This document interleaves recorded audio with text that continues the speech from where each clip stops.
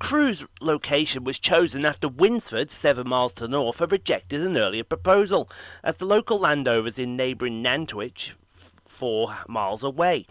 Crewe Station was the first station to have its own adjacent railway hotel, the Crewe Arms Hotel, which was built in 1838 and still in use to this day. It was the first to be completely rebuilt owing to the need to expansion. It is also the first to have been completely independent rail lines built around to ease traffic congestions. Crewe Station opened on the 4th of July 1837 on the Grand Junction Railway. The purpose was to link the 4 largest cities in England by joining the existing Liverpool and Manchester Railway with the projected London and Birmingham Railway. And the first long-distance railway in the world, it ran from Curzon Street Railway Station in Birmingham to Dalham in Warrington, Cheshire, but where it made an end-on junction with the Warrington and Newton Railway, a branch of the L&M.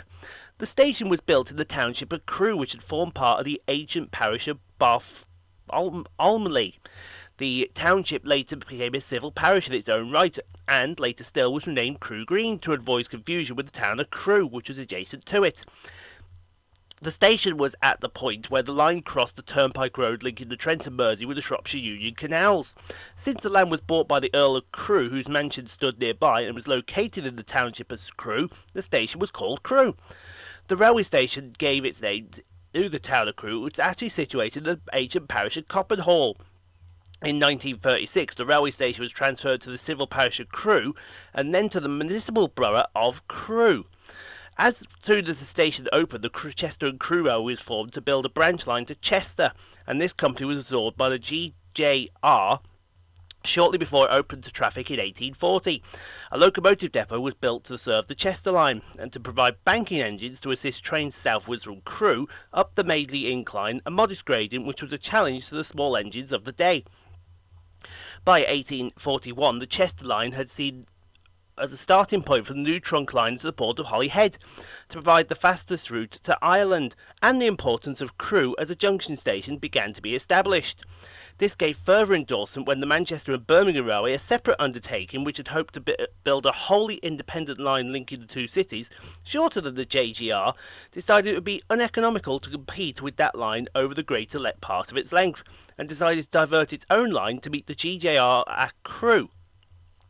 Teething squabbles between the companies delayed the running of through services for a while, and the M&B had to build a temporary station of their own, part of which survives today as an isolated platform next to the North Junction, at the start of the line to Manchester. In 1842, the GJR decided to move its locomotive works from Edge Hill in Liverpool to Crewe, siting the works to the north of the junction between Warrington and Chester lines. To house the workforce and company management, the town of Crewe was built by the company to the north of the works. In 1846, the GGR merged with the London and Birmingham to form the London Northwestern Railway Company, until its demise in 1923 was the largest company in the world. The new company extended the lines to Holyhead, the Warrington line to Lancaster and Carlisle, the Manchester line to Leeds, and built the new Crewe and Shrewsbury Railway to Shrewsbury, to join the joint Great Western-owned Shrewsbury and Hereford Railway, which provided connections to South Wales. The North Staffordshire Railway built a line from Stoke-on-Trent, joining the LNWR from the south-east. Crewe was the centre of a wide-ranging railway network, and freight handling facilities grew to the south of the station. To cope with the increase of traffic, the station was rebuilt in 1867, according to W.H. Challoner. The buildings facing each other on the present platform 5 and 6 dating from this time, and built under the supervision of William Baker. The listing by English Heritage described them as mirrored design with bowed projections from the platform inspector's office, the grey beard keystones and vivid polychromy, one of the best pieces of mid-C19 platform architecture designed anywhere on the LNWR network, and as rare surviving examples of nationally of buildings of the major junction in stations in this period. At the same time, the works were developed and enlarged, and the town was also enlarged under the leadership of John Ramsbottom. a Stockport man who became locomotive superintendent. Locomotive construction, hitherto divided with Wolverton on the London and Birmingham Railway, was concentrated at Crewe. Ramsbottom also built a steelworks, the first in the world to make large-scale use of the Bessemer process, as only the LNWR required enough steel to keep the Bessemer plant continually occupied. He also introduced a mass production of techniques whereby as many parts as possible were identical between one engine and another. Ramsbottom retired in 1871 and was succeeded by the legendary Frank Webb, a colourful and controversial figure who is known as the uncrowned king of Crewe. By the 1890s, a survey revealed 1,000 trains passing within a 24-hour period. Half of these were freight trains, which did not need to call at the station, so the company decided to build a separate 4-track railway passing to the west of the station, joining the existing lines beyond the north and south junctions, burrowing beneath them and avoiding them completely. Plans for the independent lines were approved in 1895, and construction lasted from 1896 to 1901. Over 1,000 labourers were employed on what was known as the Big Dig at a cost of £500,000. This undertaking was also included a marshalling yard to the south of the station at Basswood Hall, a revolutionary transship shed which allowed fast transfer of freight and wagons to road vehicles under cover, and the station was enlarged between 1903 and 1907 by providing 8 through platforms, each a quarter-mile length long. The cost of the improvements was £1 million. In 1923, the LNWR became part of the London Midland Scottish Railway Group.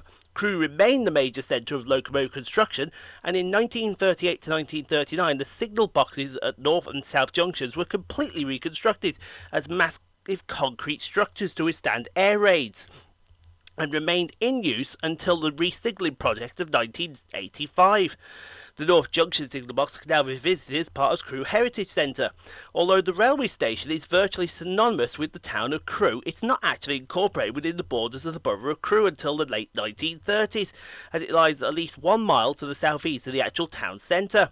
With the exception of the 2 new signal boxes and associated greater improved colouring light signalling, track circuiting and electrically operated track points, train operation at Crewe changed a little over the 50 years.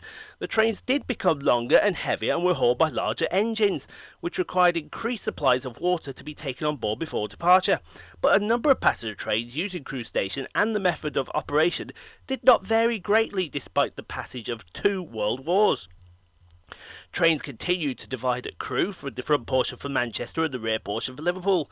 The station pilot engine always had a pair of restaurant cars in the bay platform ready to attach for the morning service to London.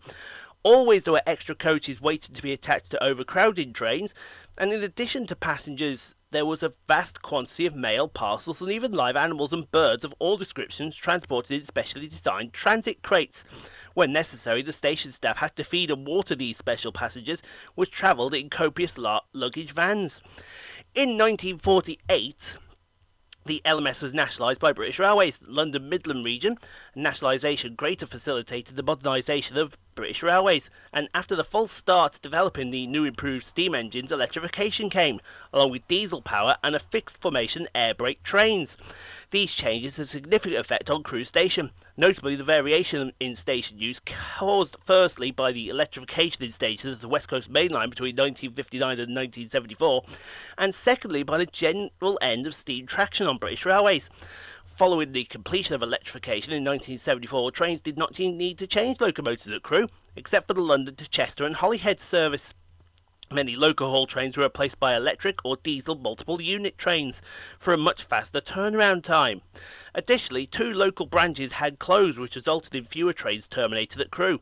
However, compensating for the decline of local passenger traffic, the reduction of mail and parcels traffic, and the total elimination of livestock carriage came with the greater increase of the intercity passenger traffic and the need for faster, smoother and more efficient handling of passenger trains. In 1963, the architects of the London Midland region of British Railways provided a porte cochere at the passenger entrance of Nantwich Road. It was constructed of 8 laminate wood hyperbolic paraboloid shells, and this was replaced between 1983 and 1985 with a current steel structure.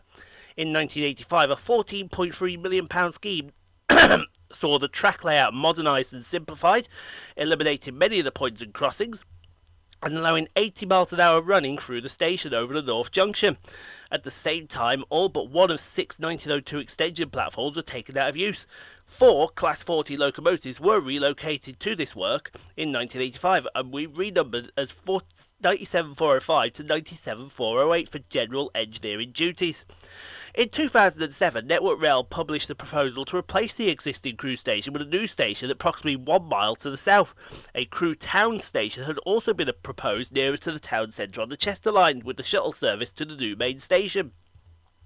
In 2009, the station was identified as one of the 10 worst Category B interchange stations for a mystery shopper assessment for fabric and environment. The proposal to remove the station was abandoned in 2010 and instead the current building was renovated. Cheshire East Council implemented a regeneration master plan for Crewe which included the station. In 2011, Chester East Council purchased the former Royal Mail Depot and Western House for £2.75 million. The council demolished 2 of the buildings and created a new station entrance, as well as a 244 space car park at a cost of £7 million. The construction work was undertaken by Balfour Beatty. The new entrance had step-free access and connects passengers to the station through an underground walkway.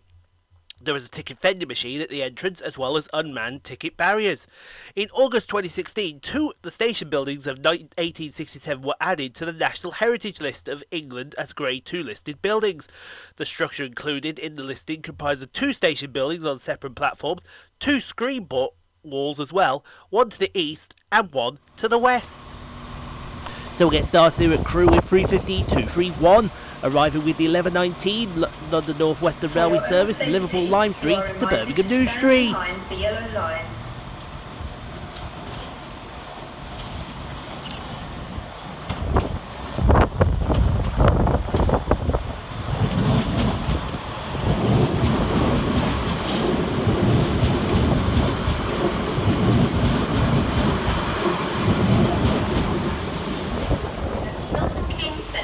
Next up for departure is 197047 with the 1121 Transport for Wales service to Chester.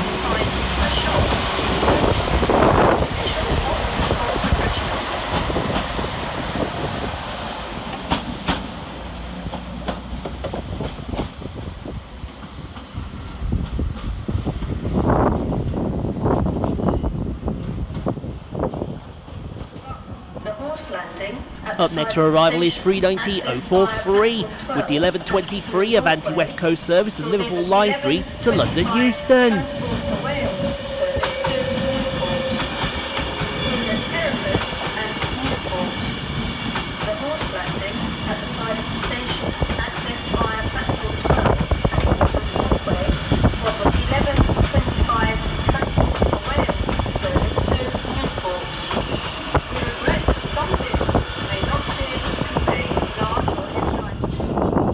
Next out to depart is 350-408 with the 1132 London Northwestern Railway service from Birmingham New Street to Liverpool Lime Street.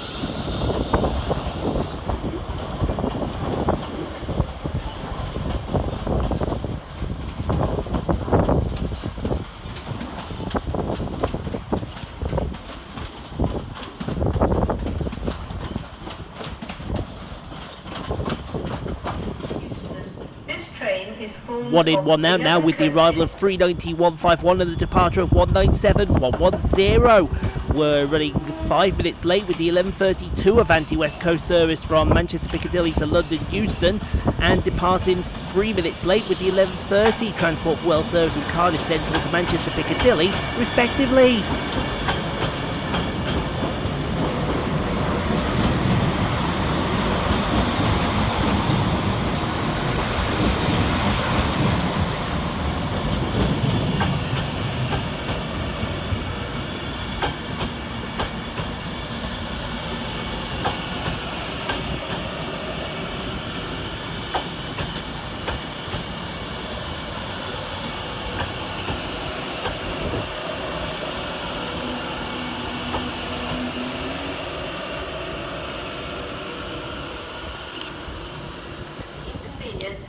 enables you. Passing fast through the middle is 325008, running 10 minutes early with 1 bike 36 from Shieldmuir Mail Terminal to Daventry International Rail Freight Reception Road.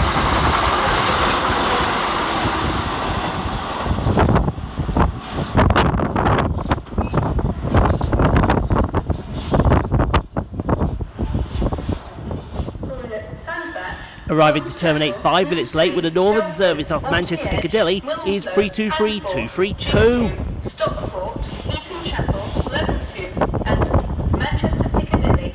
This train is formed of grey coaches. Platform 1 for the 11:46 northern service to Manchester Piccadilly. Platform 11 for the 11:26. And somehow turned around, ready to go on time. 323232 departs with the 11:46 northern service to Manchester Piccadilly via Stockport.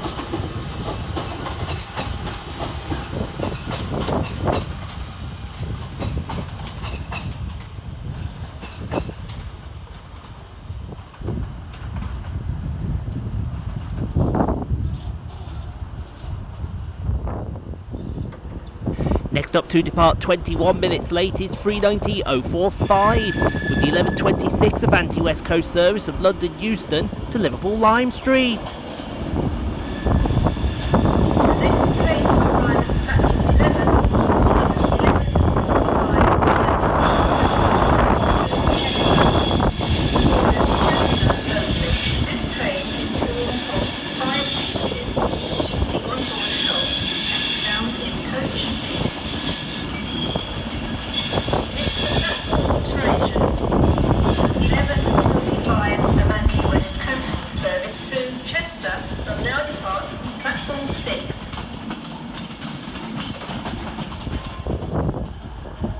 Next out to depart 6 minutes late is 221101 with the 11:45 Avanti West Coast service from London Euston to Chester.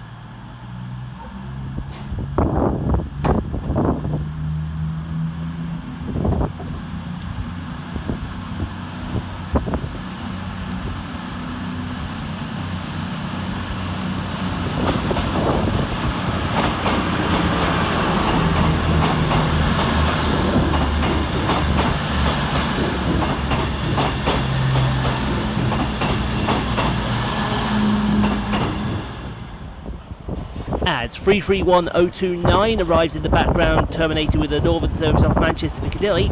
Passing on the fast line is 390132, running 12 minutes late with 1 bike 09 for Avanti West Coast from Glasgow Central to London Euston.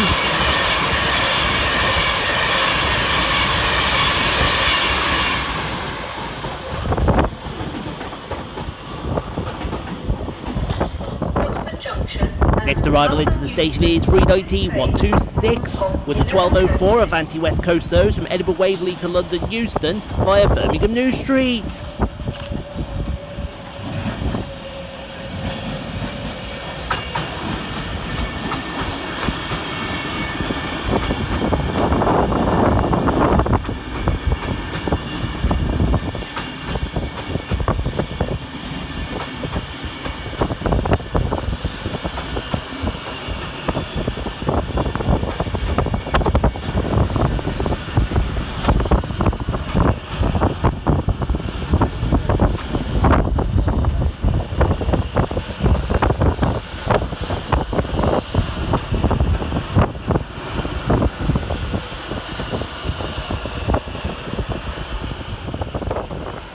Passing fast through the middle 5 minutes late is 390107, working 1 Sierra 52 for Avanti West Coast from London Euston to Glasgow Central.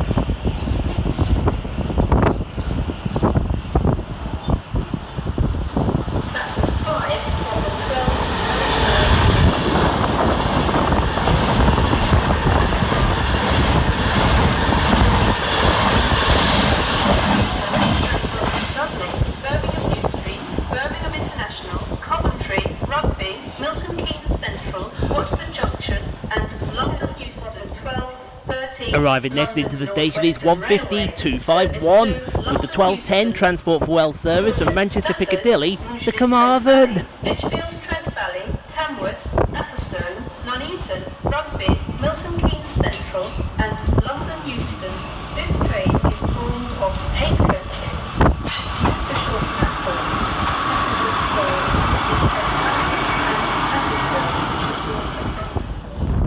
Next out to depart is 390 114, working the 1209 Avanti West Coast service of London Euston to Glasgow Central. Manchester Piccadilly, calling at Wilmslow, Stockport and Manchester Piccadilly. This train is formed of 9 coaches.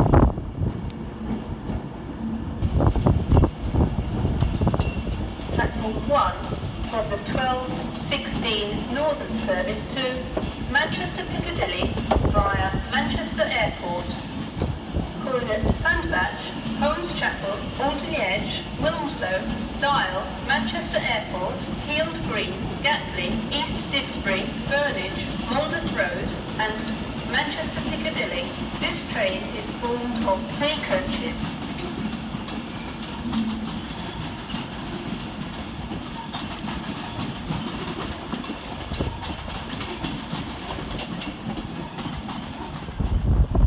Up next to depart 5 minutes late is 390 013, working the 1210 Avanti West Coast service from London Euston to Manchester Piccadilly via Stockport.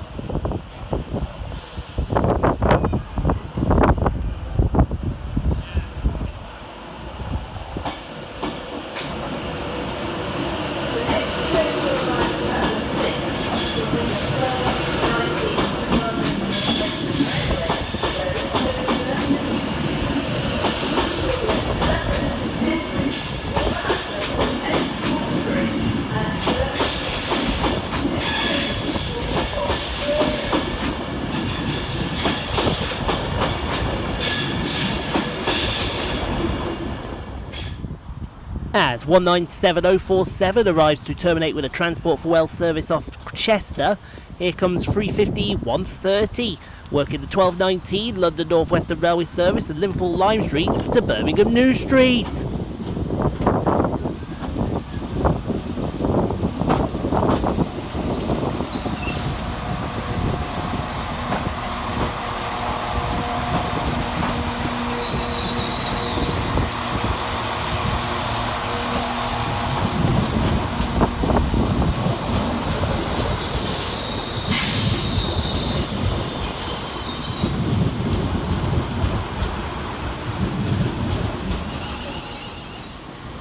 And the last train of this side is 331029, working the 1216 Northern service to Manchester Piccadilly via Manchester Airport. The 1219 London Northwestern Railway service to Birmingham New Street.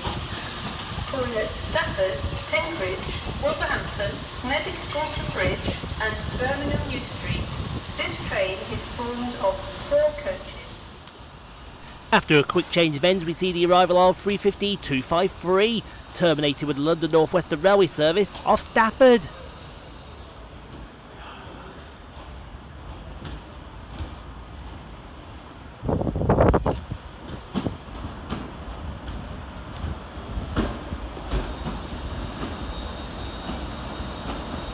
Platform 5 of the 12:32 Avanti West Coast service to London Euston.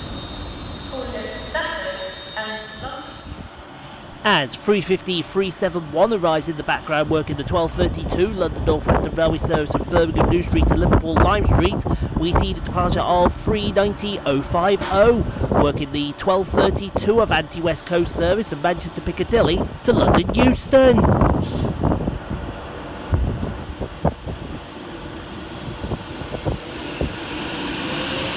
your own safety, you are reminded to stand behind the yellow line.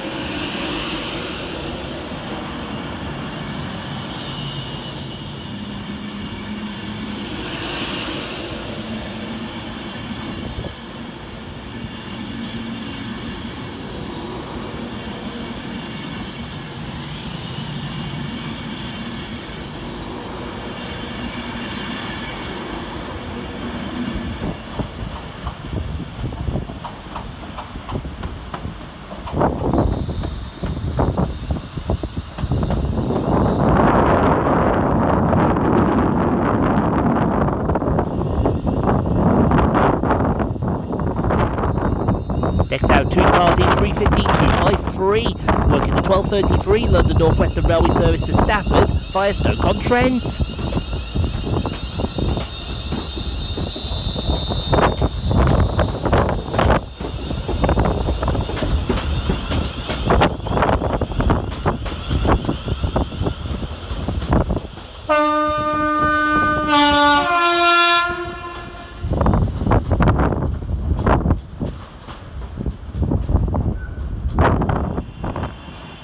Up next, arriving 10 minutes late, is 197049 with the 12:30 Transport for Wales service from Milford Haven to Manchester Piccadilly via Stockport.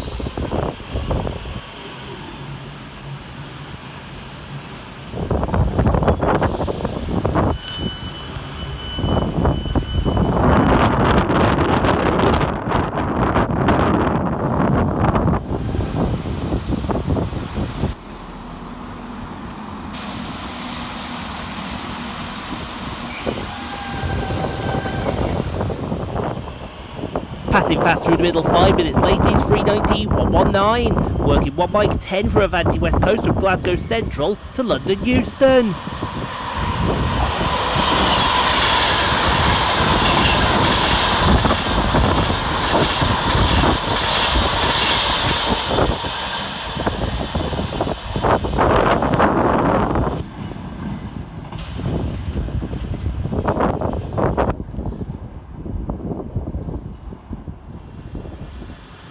As 350-106 and 350-120 arrive in the background 11 minutes late with a London Northwestern Railway service off London Euston, we see the departure of 390-046 with the 1304 Avanti West Coast service from Blackpool North to London Euston via Birmingham New Street.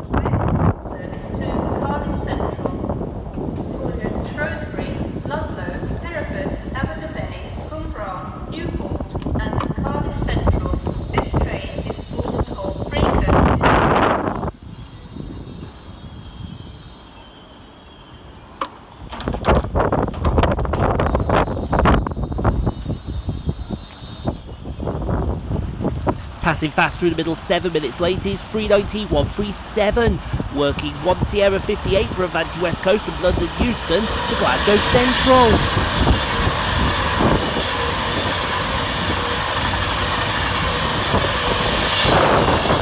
Train to arrive at platform 6 will be the 1310 Avanti West Coast service to Manchester Piccadilly. This train is Arriving to terminate with a Transport for Wales service off Shrewsbury is 150-267. Platform 7 for the 1313 London Northwestern Railway service to London Euston, Collier Stafford, Rugeley Trent Valley, Lichfield Trent Valley, Tamworth, Atherstone, Nuneaton. Next to arrive into the station is 390-104, working the 1310 Avanti West Coast service from London Euston to Manchester Piccadilly via Stockport.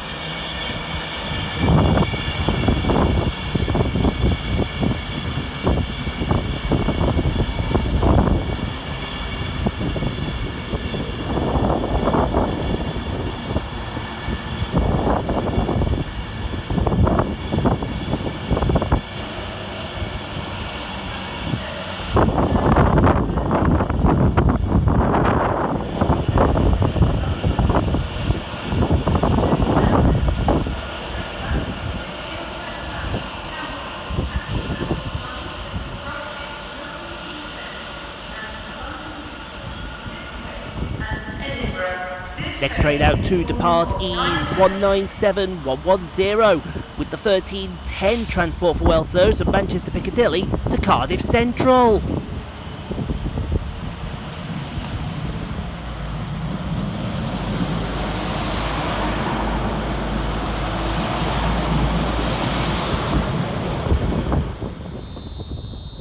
Next train out to depart is 350-120 and 350-106, working the 1313 London Northwestern Railway service to London Euston.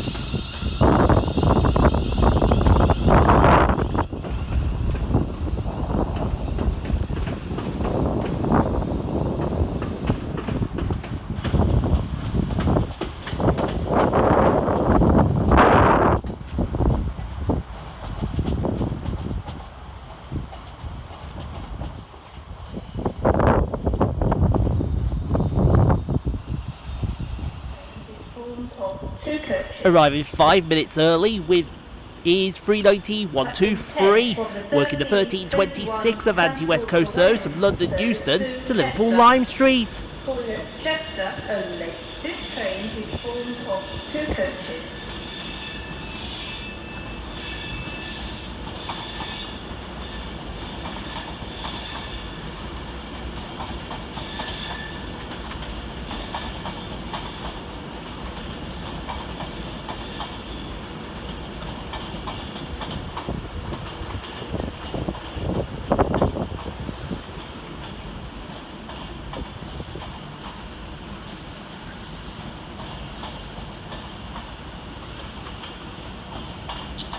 Platform 5 from the 1323 Avanti West Coast service to London. Next train out to depart is 350 at 408, working the 1319 London Northwestern Railway service from Liverpool Lime Street to Birmingham New Street.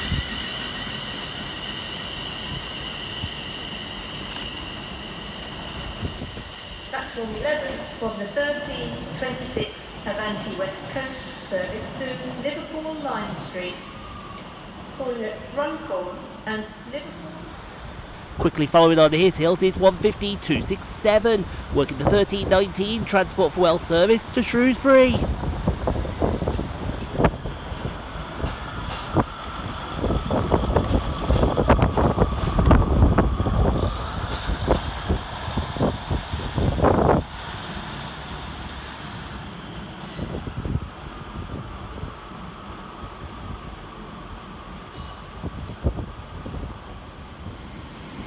Up next to depart is 390-045 with the 1326 Avanti West Coast service from Liverpool Lime Street to London Euston.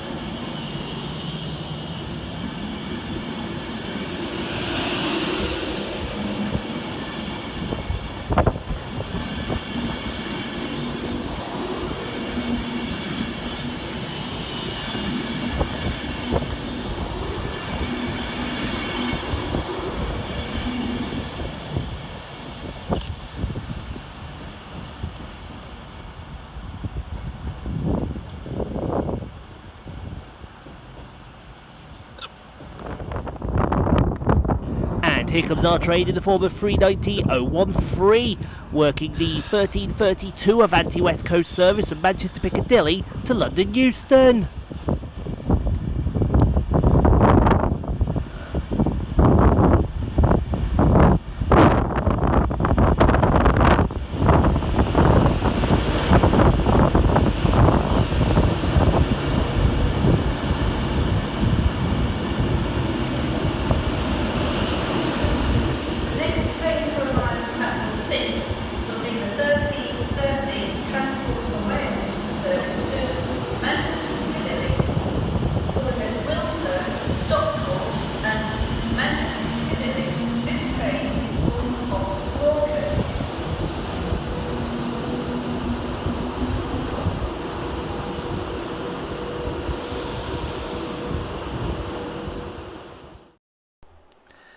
Thank you so much for watching, everyone. If you enjoyed what you saw, click on the 2 videos here at the end screen.